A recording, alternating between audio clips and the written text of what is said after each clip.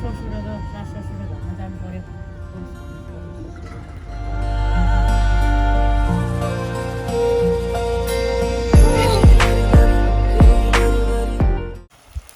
अहिले बिहान दुध ल्याएको अनि त्यो दुध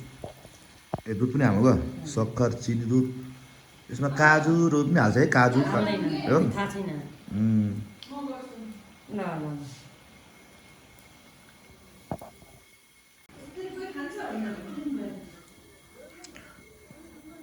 मिठो थियो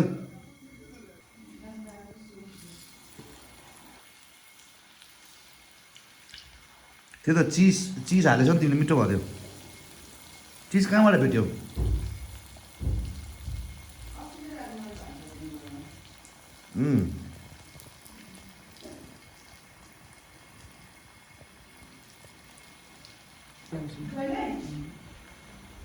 अन्डा सलाद नबनाउने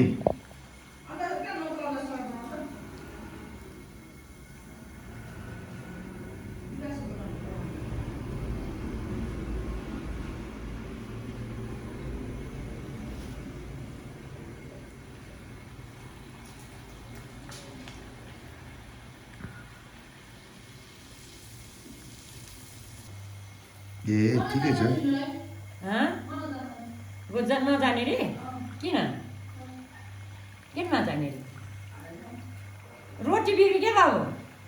नखिच्नु न बाबु अनि ठिकै छ आज माघे सङ्क्रान्ति होइन माघे सङ्क्रान्तिमा हल्का रोटी पनि मम्मीले पोल्दै हुन्छ अनि टक्कसँग अब रोटी राम्रो नभए पनि मिठो हेर्दा मिठो छ है अनि तरुलहरू कहाँ छ आउनु ओ चाहिँ भित्र छ बाबु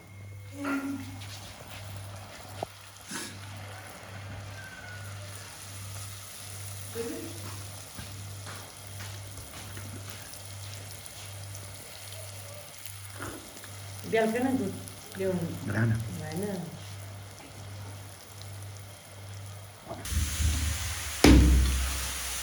यहाँ चाहिँ रायोको मासु कटाइ हुँदैछ है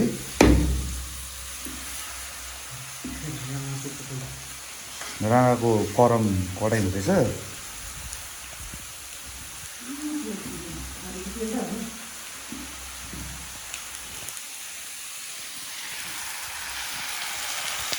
राँगाको मासु पाक्दैछ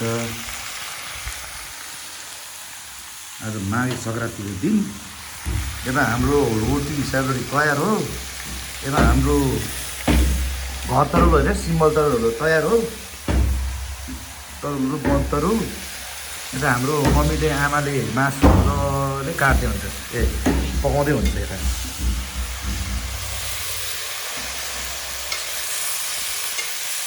अनि यता हाम्रो माइला भाइ चाहिँ आज काठमाडौँ जाने भन्थ्यो अनि आज काठमाडौँ क्यान्सल गरेर आज अब मासु काट्दै हुन्छ टक्क मासु भात सेलरोटी खाएर चाहिँ हामी माथि पाहाडतिर जाँदैछौँ है माइला भाइ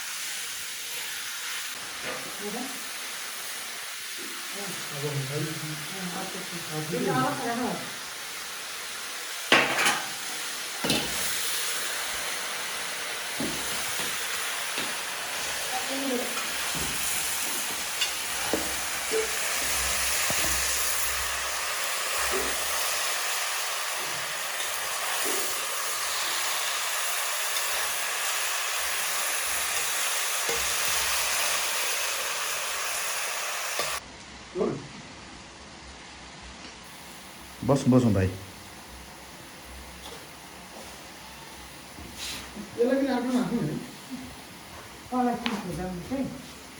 त्यसको ढक्कन कहाँ हाल्थ्यो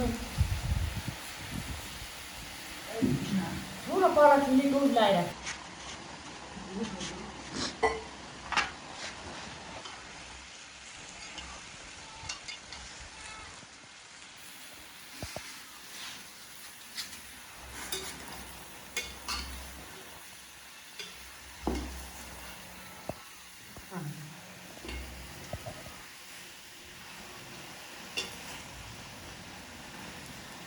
प्याज परेपछि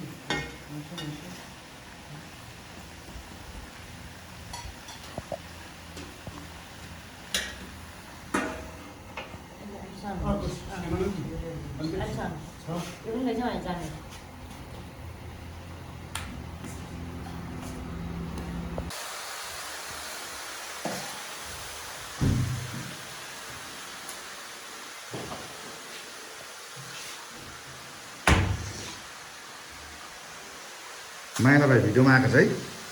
के भन्नु छ 2 शब्द के भन्नु माघे सङ्क्रान्तिको उपलक्ष्यमा के भन्नु छ पाक्दैछ यो माछा चाहिँ हाम्रो माइला भाइले काट्नु भएको हो जुम्लाबाट है जुम्लाबाट उहाँ जुम्लाबाट अहिले खैरढुङ्गा दोलखा आउनु भएको छ उहाँ व्यापारको सिलसिलामा एकदम मान्छे एकदम हँसिलो हुनुहुन्छ हाँसिरहने होइन अनि कतिजना छ अरे छोराछोरीहरू कतिजना छोरा कतिजना छोरी 2टा छोरी एउटा छोरा छ 2टा छोरी एउटा छोरा ल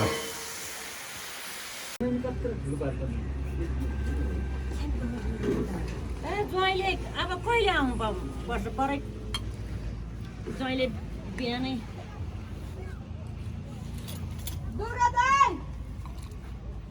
गुरु हो गाडी दौड्यो है के छु रुमदान ल्याउनु पर्यो है नम्बर छैन गाडी दौड्यो त्यो पार बेसी कहाँ गयो